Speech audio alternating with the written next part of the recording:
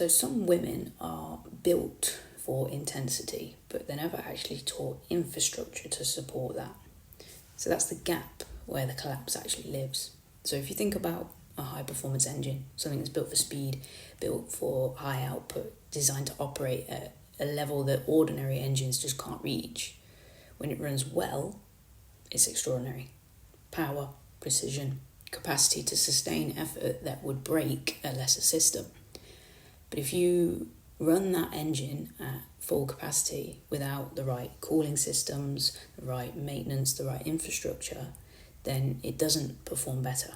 It's going to overheat and eventually it's going to break down. And it's not because the engine is faulty, but it's because it doesn't have what it needs to sustain the output that it was created for. And that same principle applies to women who are wired like you.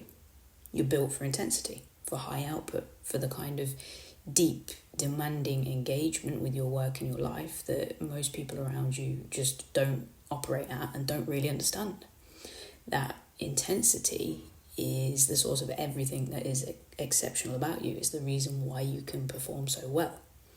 But intensity requires infrastructure in order to be sustainable.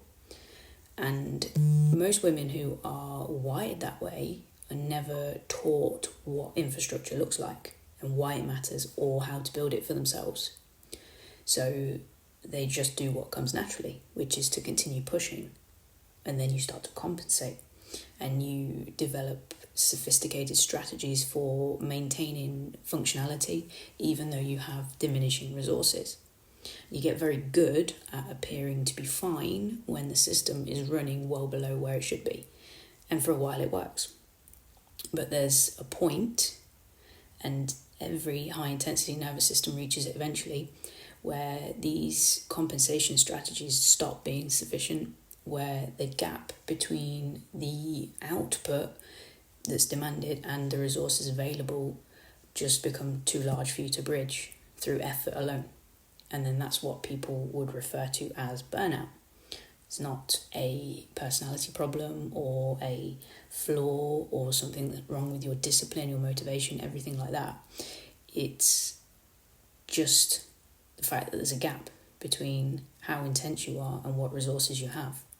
It doesn't mean you're doing anything wrong or that you're not resilient enough or you're not working hard enough or you need to do more. It's simply a case of insufficient infrastructure. The engine was built exactly for the load that it's been running, but what was missing were the systems to support it.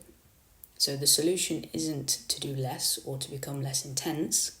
The solution isn't, learning or trying to teach yourself to want less or expect less or push less or do less. The solution is building the right infrastructure that allows you to have your level of intensity without destroying the system that generates it. Now, the Capacity Catalyst workshop will walk you through what infrastructure is, what it looks like, the types of systems and frameworks that you can implement to help, and why they work for women who are wired for higher level output when pushing through and all the usual stuff just stops working. So if you want to watch that, you can hit the button down there.